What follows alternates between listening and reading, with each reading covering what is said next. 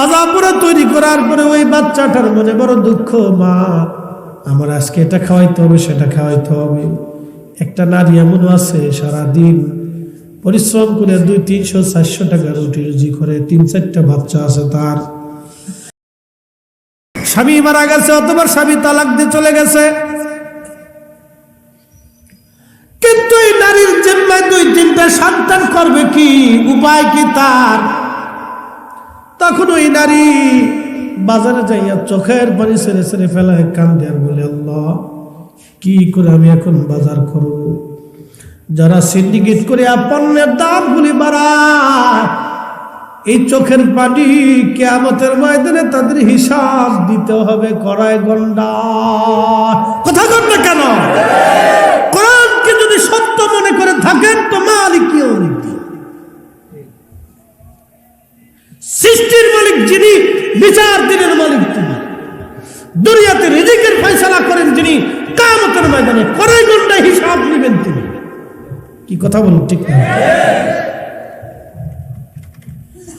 এই গরিব মানুষের চোখের পানি যারা নিবৃত্ত ঝরায় কিয়ামতের ময়দানে, কঠিন হাসরের দিনে তারা কত কঠিন বছর আল্লাহর আদালতে দাঁড়ায় থাকা লাগবে, তার হিসাব নাই। আল্লাহু আকবার। করুণ পরিণতি তাদের ভোগ করতে হবে। এই পরিণতির শেষ কোথায় হবে আমার জানা নাই।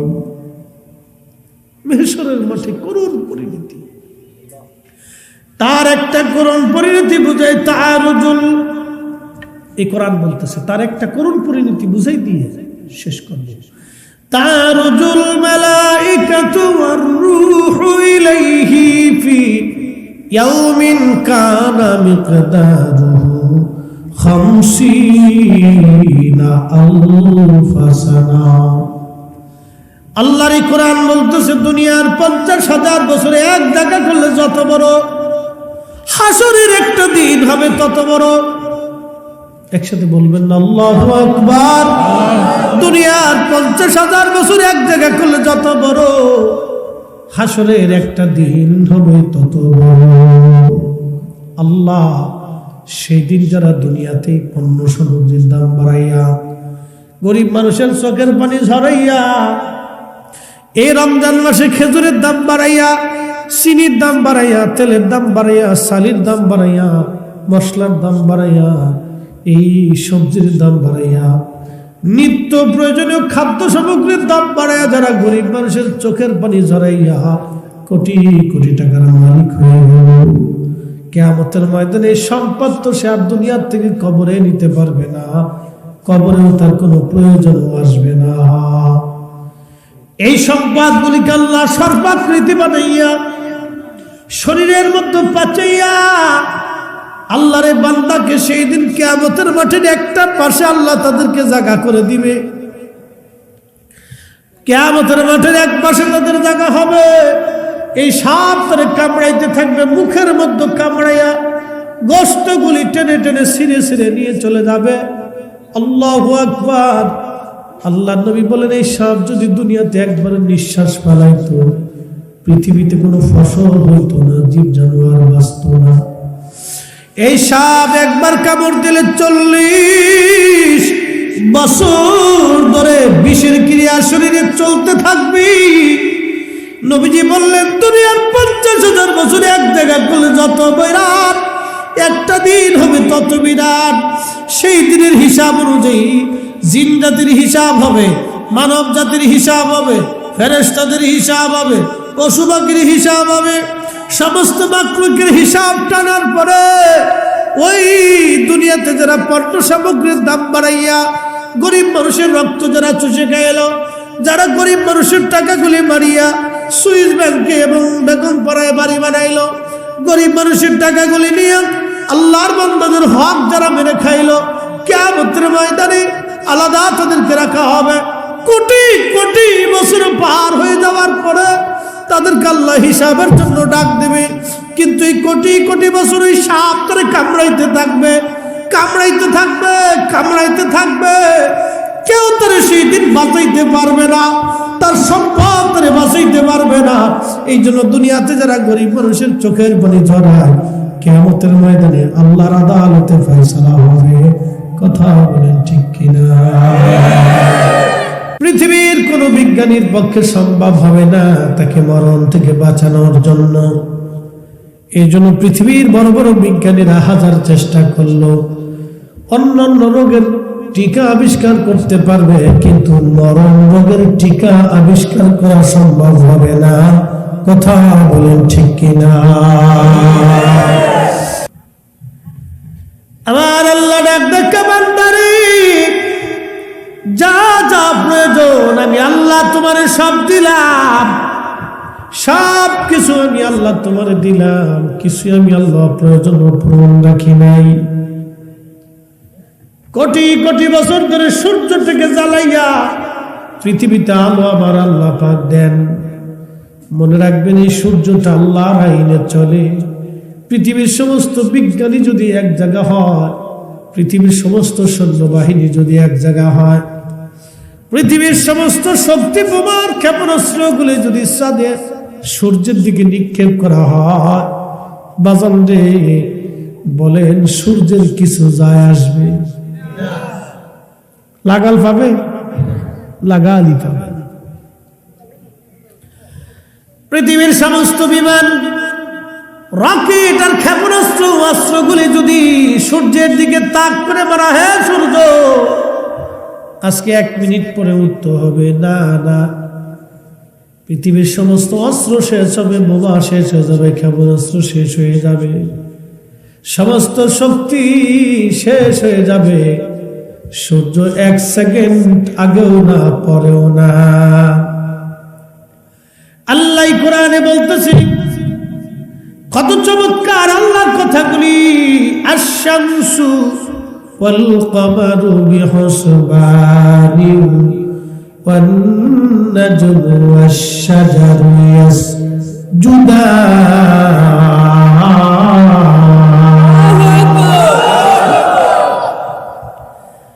আল্লাহ ডাক দিয়ে বলেন, আমি সূর্যটা আমি আল্লাহর আইন মানে তার নিজের কক্ষপথে পরিভ্রমণ করে, চাঁদ তার নিজের কক্ষপথে ভ্রমণ করে, এই নক্ষত্রটা আমি আল্লাহর কথা শুনে আমি আল্লাহরে সেজদা দেয়। এই সৃষ্টি আমি আল্লাহর আইন মেনে মেনে চলে।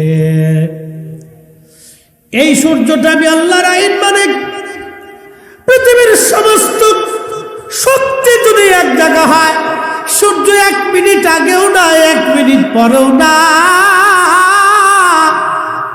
কিন্তু আল্লাহর ওলিদের ইজ্জতের দিকে তাকাইয়া 309 বছর সূর্য সোজা উঠলো, সোজা ডুবলো।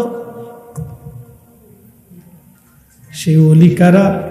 এই কোরআনে আল্লাহ বলে দিয়েছেন,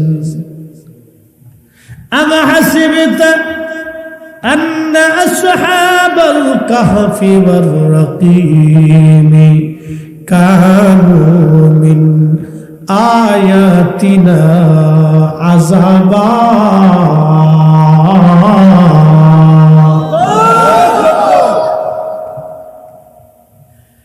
পৃথিবীর কোন বিজ্ঞানীর জন্য না, রাষ্ট্রপতির জন্য না, অর্থমন্ত্রীর জন্য না, জাতিসংঘের জন্য না, সাম্রাজ্যের বাচ্চার জন্য না, পৃথিবীর কোন শক্তির জন্য এই সূর্যটা সোজা উঠে নেই, সোজা ডুবে নাই। আপনারা জানেন সূর্য যখন পূর্বাকাশে উদিত হয়, সূর্যটা পূর্বাকাশে উদিত হয়ে পশ্চিমের দিকে যখন সূর্যটা ডুবে যেতে চায়, পশ্চিমে যাওয়ার সময় দেখবেন পূর্ব দিক থেকে উঠিয়া পশ্চিমে ডুবার সময় দেখবেন সূর্যটা একটু হেলে যায়, দক্ষিণ দিকে সূর্য হেলে যায়। কিন্তু পৃথিবীতে 309 বছর পর্যন্ত সূর্য দক্ষিণে হেলে যায় নাই। সোজা উঠেছিল, সোজা আবার ডুবেছিল, সোজা উঠেছিল, সোজা ডুবেছিল। এটা আসহাবে কাহফের সম্মানে, 7 জন গুহাবাসী যুবক আল্লাহওয়ালা আল্লাহর ওলিদের সম্মানে আল্লাহ সূর্যটাকে সোজা উঠাইলো, সোজা ডুবাইলো। একবার জোরে বলা যাবে কি আল্লাহু আকবার?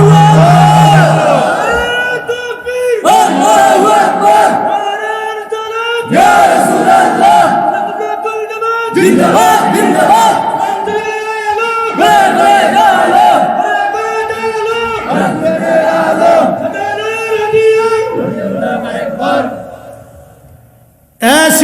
বেশি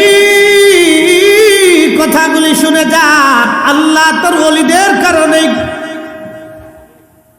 সূর্য থেকে 309 বছর সোজা উঠাইল, সোজা নামাইল। সাথে বলবেন আল্লাহু আকবার। অথচ সূর্য কারো জন্য বসে থাকে না, কারো জন্য হেলবে না, কারো জন্য দুলবে না, কিন্তু 309 বছর পর্যন্ত আসহাবে কাহাফের জন্য আমার আল্লাহ সূর্যের পথ পরিবর্তন করে দিলেন। আল্লাহর ওলি যারা, তাদের সম্মানে আল্লাহ সমগ্র সৃষ্টিকে নিয়োজিত করে দেন। আপনাদের সিলেট অঞ্চলে আল্লামা সাহেব কেবলা ফুলতুলি রহমাতুল্লাহ আলাইহি সারা জীবন কোরআনের খেদমত করেছেন। ঈমান আকীদার খেদমত করে এই মহানুভব ব্যক্তি আজকে 16 বছর ঘুমিয়ে আছেন, কিন্তু মানুষের হৃদয় থেকে তিনি ঘুমান নাই। এই সিলেটের জমিনে 750 বছর ধরে শাহজালালী আমিনী মুজাররদি রাহমাতুল্লাহ আলাইহি ঘুমিয়ে আছেন, কিন্তু এই উপমহাদেশের কোটি কোটি মানুষের হৃদয় থেকে ঘুমান নাই।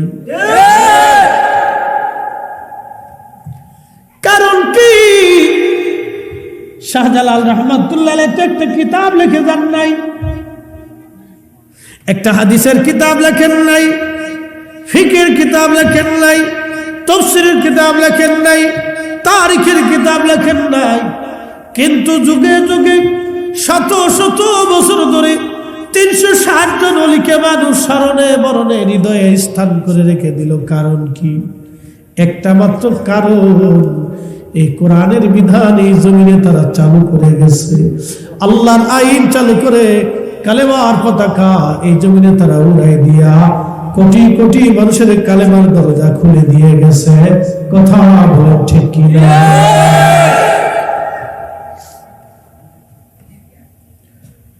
সিলেটের মুসলমান বুঝে যাওয়াটা জরুরি।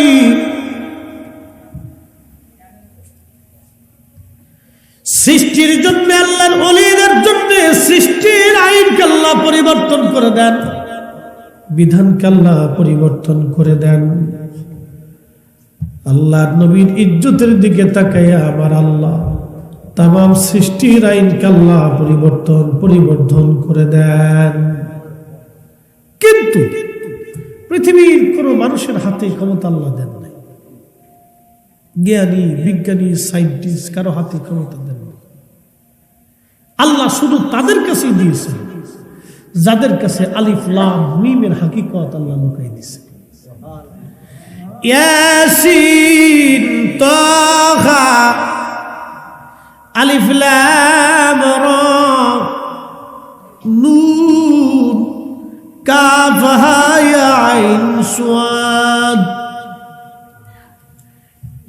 এই হরফে মুকাত্তা এর আইন, এর রহস্যগুলি যার কলবের মধ্যে আল্লাহ দিয়েছেন, একমাত্র তাদের সম্মানে আমার আল্লাহ রাব্বুল আলামিন সৃষ্টির পথ আল্লাহ পরিবর্তন করে দেন। আল্লাহু আকবার।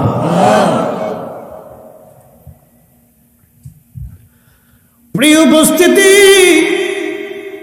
হাজিরিন, অনেক গুপ্ত রহস্য যেগুলি প্রকাশ করলে মানুষ আমাদেরকে হয়তো বেদাতি মনে করবে, শিরকি মনে করবে, কিন্তু না বললেই নয়। আল্লামা সাহেব কেবলা ফুলতুলি রহমাতুল্লাহ আলাইহি একটা কারামত আপনাদের সামনে বলবো। আমি নিজে জানি, আমি নিজে বলবো না, আমি কি বলে, আমি আমার বানানোর কথা বলছি না। কুলাউড়ার পরে একটা থানার নাম কমলগঞ্জ, কমলগঞ্জের পরেই যায় শ্রীমঙ্গল। শ্রীমঙ্গল ব্যবসায়িক সমিতির যিনি সেক্রেটারি, বর্তমানে রানিং, তার নাম কামাল হোসেন ভাই। তিনি ওনার অফিসে কয়েকদিন আগে আমাকে নিয়ে বসাইলেন, নাস্তা করাইলেন, তারপরে আমার নিয়ে শ্রীমঙ্গলে অনেক জায়গায় ঘুরাইলেন। কামাল ভাই আমাকে বলতেছে, হুজুর তখন সাপ দুনিয়াতে আসেন, আমি তখন তাগড়া পাগড়া নতুন একটা গাড়ি করাই করলাম। শ্রীমঙ্গল সাপ মাহফিলে আসলেন, মাহফিল শেষ করার পরে সাপ আমার আদর করতেন, আমি যেখানে সাহাব আসতো আমি সেখানেই যাইতাম। তো সাহাব কেবলা যখন আসছেন মাহফিলে যা বললাম, সাহাব আমি নতুন গাড়ি কিনছি, আপনি অনুমতি দিলে আপনার পরবর্তী মাহফিলটা আমার গাড়িতে করে আপনাকে নিয়ে যাব। তো সাহাব রাজি হল, কিন্তু মাহফিলটা ছিল কমলগঞ্জে। শ্রীমঙ্গল থেকে কমলগঞ্জে যাইতে হলে মাঝখানে যে পাহাড়ি রাস্তা, এই পাহাড়ি রাস্তা এখনকার মতো এত আধুনিক বা সুন্দর ছিল না, নিরাপত্তা বেষ্টিত ছিল না। তখনকার দিনে রাস্তাটা খুব ঝুঁকিপূর্ণ ছিল এবং বন্য প্রাণীদের আচরণ বিচরণ ছিল এখানে। উনি বললেন আমি সাবকে সামনে বসে গাড়ি টেনে যাচ্ছি, একবারে জঙ্গলের গভীরে যখন চলে গেলাম, সামনে মস্ত বড় দুইটা বাঘ দাঁড়ায় রয়েছে, অনেক বড় বড় জোয়ার মধ্যে দুইটা বাঘ। বাঘ দেখে আমি দাঁড়ায় গেলাম, লাইট জ্বলতেছে, প্রচন্ড ভয় আমার লাগতেছিল, ভয়ের কারণে শরীর আমার ঘেমে যাচ্ছে। সাপকে দেখলাম দরজাটা খুলে নামলেন। আমি বললাম সাপ আপনি নামবেন না, দয়া করে গাড়িতে বসেন, বিরাট বড় জঙ্গল আর বাঘ, এটা আপনাকে আক্রমণ করবে, আমাদেরকেও করবে। সাপ বলল বেটা চিন্তা করিও না। এই কথা বলিয়া সাপ নেমে গেলেন। নেমে যা হাঁটতে হাঁটতে আমি লাইট জ্বালাম, গাড়ির লাইট জ্বলতেছিল, আমি ভিতরে বৈশা থরথর থরথর করে কাঁপতেছি, শরীর সমস্ত শরীর আমার ঘামতেছে।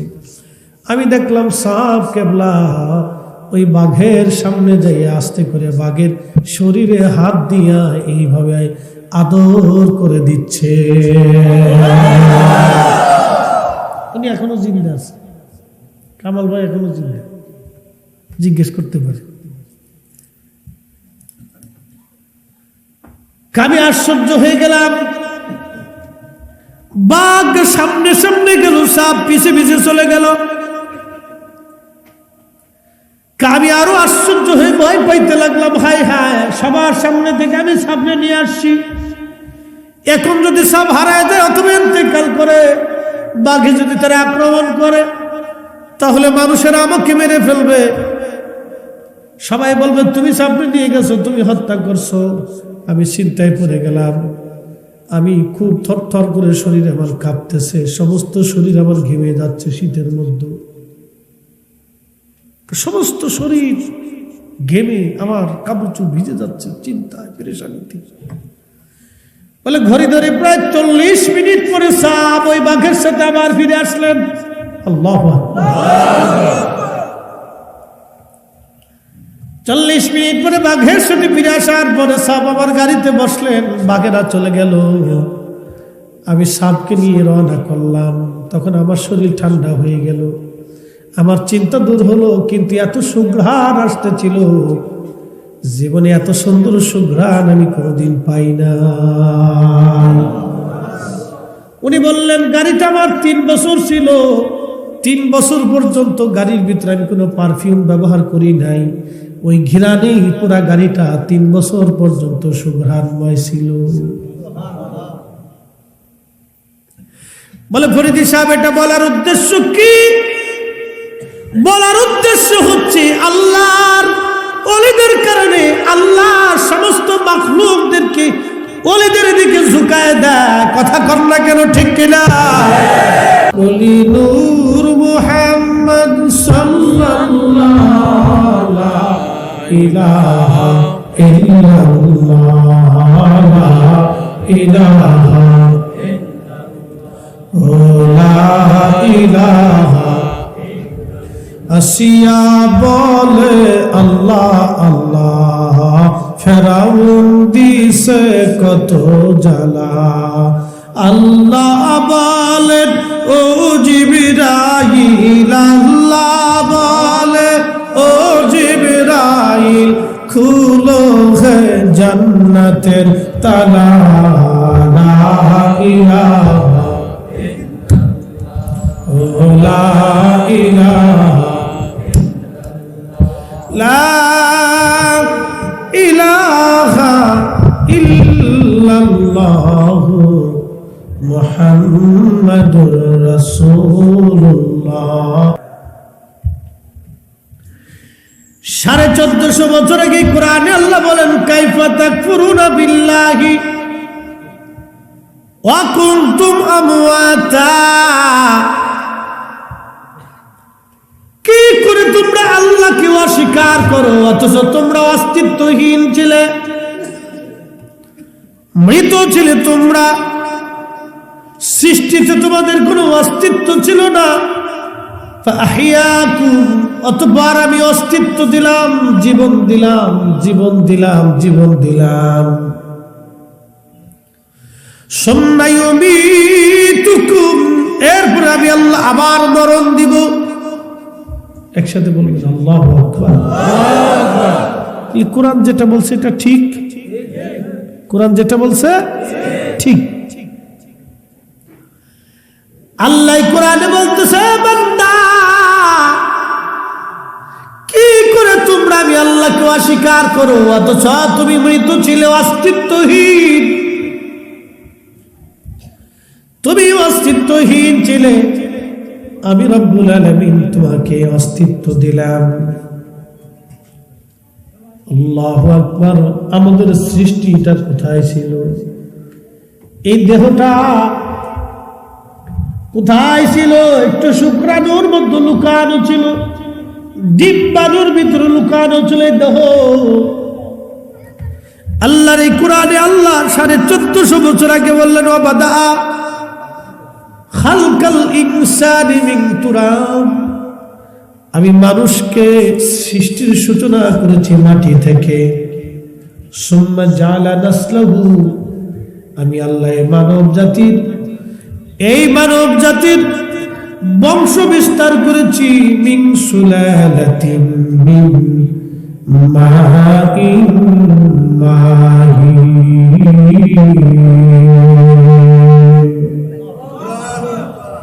আমি মালিক, আমি রাব, আমি আল্লাহ মানব দেহের অস্তিত্ব দিয়েছি।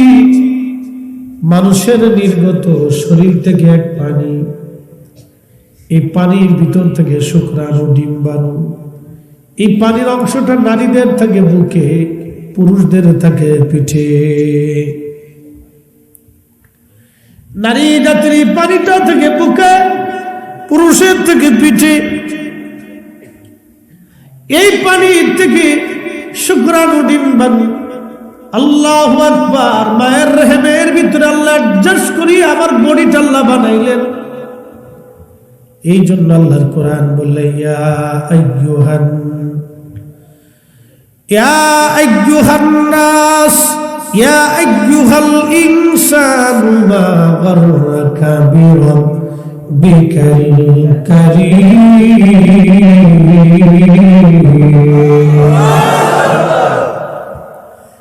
হে মানুষ, কিসে তোমাকে আল্লাহ থেকে জুদা করলো? কে তোমাকে আল্লাহ থেকে জুদা করছে? কে তোমাকে রোজা থেকে জুদা করে দিল? কে তোমাকে নামাজ থেকে জুদা করে দিল? কে তোমাকে আখিরাতের চিন্তা থেকে জুদা করে দিল? কে তোমাকে ঈমান থেকে জুদা করল? কিসে তোমাকে আল্লাহ থেকে জুদা করে দিল? কে তোমাকে আল্লাহর আইন থেকে জুদা করে দিল?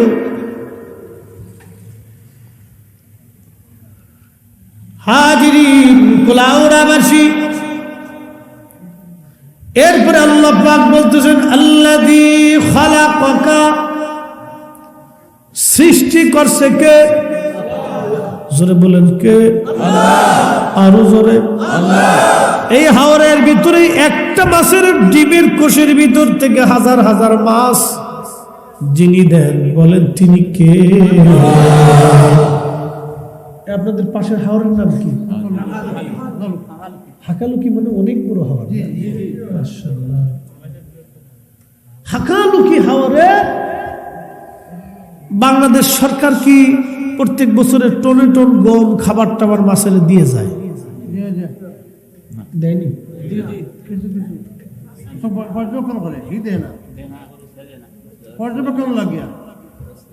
না, আমি ওটা বলতেছি মাছের জন্য না, মাছের যে খাবারটা, এটা কি বাংলাদেশ সরকার দেয়নি? দেয় কি? আল্লাহ। জোরে এই যে মহাসমুদ্র সাগর, বঙ্গোপসাগর, এই সাগরের মাছের খাবারটা দেয় কে? আল্লাহ। বাংলাদেশ সরকার তো দেয় না, বিশ্ব স্বাস্থ্য সংস্থা দেয়, জাতিসংঘ দেয়, তো দেয় কে? এই তো বুঝে গেছে। খাবার যিনি দেন তিনি আল্লাহ, কিন্তু কোটি কোটি মাছ, কথা ঠিক, এক মিনিট, কিন্তু কোটি কোটি, একটু দরুদ পড়েন আল্লাহুম্মা সাল্লি আলা সাইয়্যিদিনা মাওলানা মুহাম্মাদ ওয়া আলা কিছুটা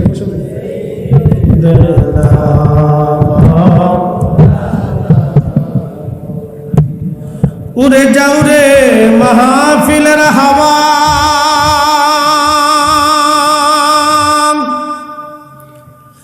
যাও রে উড়ি মদিনা,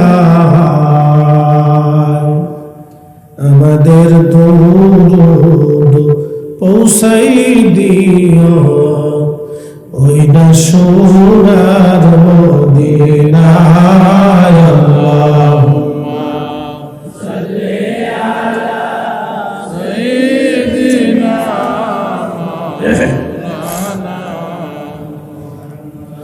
ওয়া আলা আলি সাইয়্যিদিনা।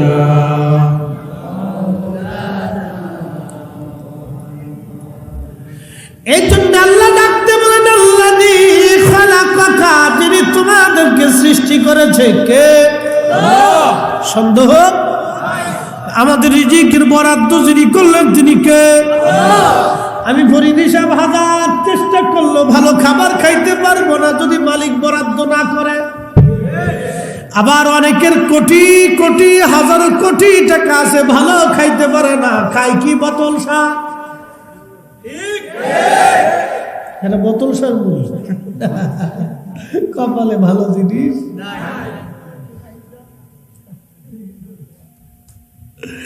বোতল শাক, একটা টান দিয়ে খাই, দুই ঢোক খাই আসে।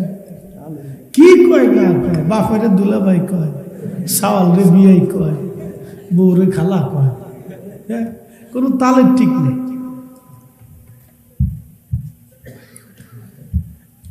মুসলমান, আল্লাহ রাব্বুল আলামিনের সৃষ্টি সৃজন করার বহু বছর আগে, 50,000 বছর আগে আমাদের তকদির আল্লাহ লিখলেন। কলম সৃষ্টি করে রব বলেন কলম তুমি লেখো। কলম ডাক দেখা রব আমি কি লিখবো? আল্লাহ বলেন উকতুবু মাকাদিরাল খালক, তুমি সৃষ্টির তকদির তুমি লিখতে থাকো। কলম তখন সৃষ্টির তকদির লেখা শুরু করে দিল। একবার জোরে বলা যাবে কি?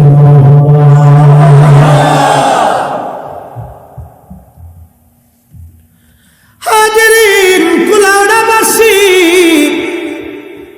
খুবই মনোযোগ দিয়ে শুনিয়া যান। চিলার কান্দির মুসলমান, সেই মালিক আল্লাহ ডাক দে বলেন, এ বান্দা, এ মানুষ, কিসে তোমাকে আল্লাহ থেকে জুদা করলো?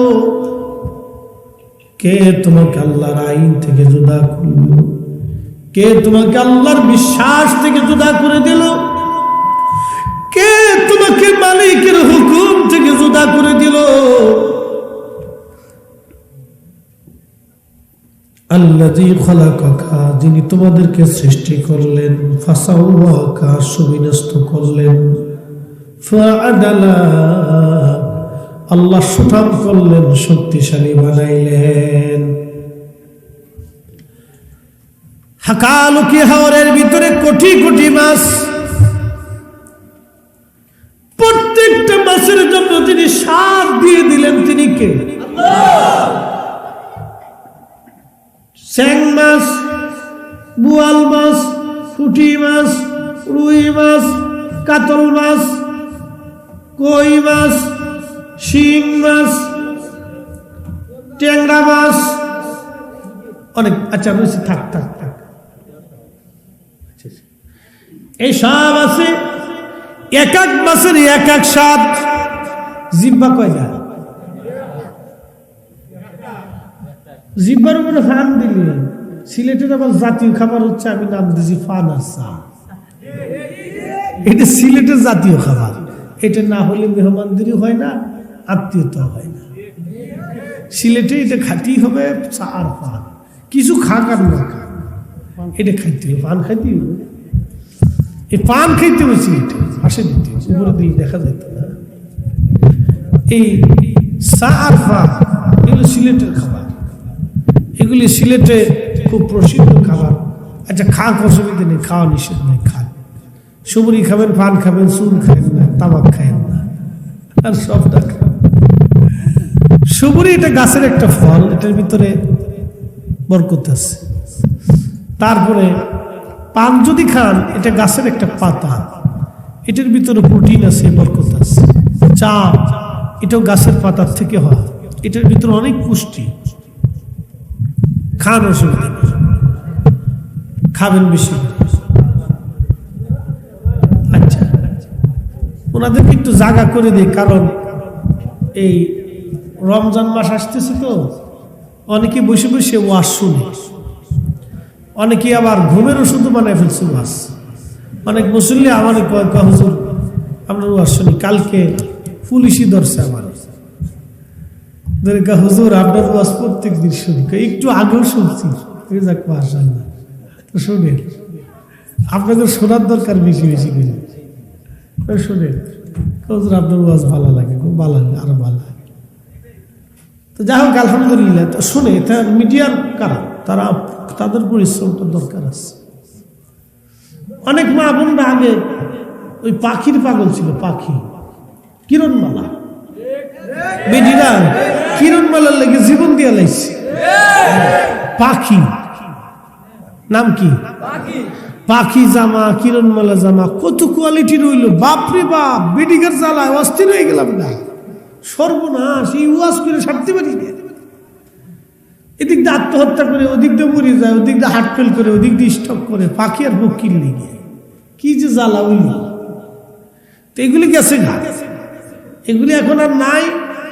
মোটামুটি এখন মহিলারা একটু ওয়াজ নসিহত মিডিয়া টিডিয়ার কারণে বাসায় বসে ইউটিউব চালায় দিয়ে ওয়াজ শুনে, এটাও ভালো। অনেক বেডি নামাজ কালাম পড়তো না, এই নামাজ কালাম পড়ার ধরছে, এটাও ভালো, দরকার আছে। মিডিয়া আমাদের যত বেশি হবে তত আমাদের প্রয়োজন। শুনুক, এরা ঘরে বসে শুনুক, বাড়িতে বসে শুনুক, ঘুমায় ঘুমায় শুনুক, শুনতে থাকা দরকার আছে। তাহলে আমরা বলি, এই হাকালুকি হাওরের ভিতরে কোটি কোটি হাজার হাজার মন মাছ প্রত্যেক বছরে আল্লাহ পাক দিচ্ছেন, আমাদের রিজিকের জন্য ফয়সালা করলেন। এক এক মাসের এক এক সাপ, জিহ্বা একটা। পৃথিবীর সমস্ত বিজ্ঞানী যদি এক জায়গা হয়, আল্লাহর দেওয়া একটা জিহ্বা বানাই দিতে পারবে? জোরে বলতে হবে, আরো জোরে। এই জন্য আল্লাহ বলছে, ইয়া আইয়ুহাল ইনসান মা গাররাকা বিরাব্বিকাল কারীম। কিসে তোমাকে আমি আল্লাহ থেকে জুদা করে দিল, আলাদা করে দিল? কে তোমাকে আমি আল্লাহর আইন থেকে জুদা করে দিল? আল্লাযী খালাকাকা, অথচ আমি তোমাকে সৃষ্টি করছি। ফাসাওয়াকা ফাআদালাক, শরীর নিস্ত করেছি, সুঠাম করেছি, চোখ যেখানে দেওয়ার চোখ দিয়েছি। আলো 60 বছর ধরে আল্লাহ দিচ্ছে। চোখ যদি অন্ধ থাকে, তাহলে পৃথিবীর সূর্যের আলো আপনার কাছে আলো মনে হবে? কখন সূর্য উঠলো, কখন ডুবে গেল, আপনি কিছুই জানেন না। আল্লাহ দুইটা চোখের আলো দিয়ে 40টা বছর ধরে আমাদেরকে দুনিয়া দেখার সৌভাগ্য দিয়ে দিলেন। অথচ রমজান আসতেছে, কত মানুষ বাহানা দিয়ে রোজা ছেড়ে দিচ্ছে। মুসলমান কেমন গ্যাস্ট্রিকের সমস্যা আছে না এরকম? সিটার সিটার সিটার গ্যাস্ট্রিকের সমস্যা, পুরে সিটার। শয়তান আসে গারে চাচা,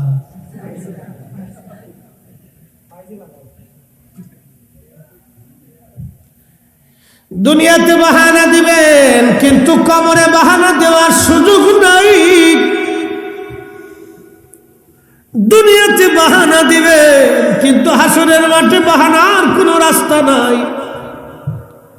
আমাকে বুঝাইতে পারবেন, প্রতিবেশী বুঝাবেন, কিন্তু আল্লাহর দরবারে দাঁড়াইতে হবে। সেই দিন কেমনে বুঝাবেন? চিন্তা করে কবরে যাওয়া বুদ্ধিমানের কাজ। হ্যাঁ, কোরআনে আল্লাহ কত চমৎকার করে আপনাকে বুঝাচ্ছে। ফি আইয়ি সূরাতিন মা শাআ রাক্কাবাক। আমি যেইভাবে চেয়েছি সেইভাবে তোমাকে সুরত দিয়েছি, সৌন্দর্য দিয়েছি, চেহারা দিয়েছি, নাক দিয়েছি, কান দিয়েছি, হাত পা দিয়েছি, সব দিলাম। সেইভাবে তুমি বান্দা, তোমারে আমি আল্লাহ সব দিলাম। কাল্লা বাল তুকাযযিবুনা বিদ্দীন।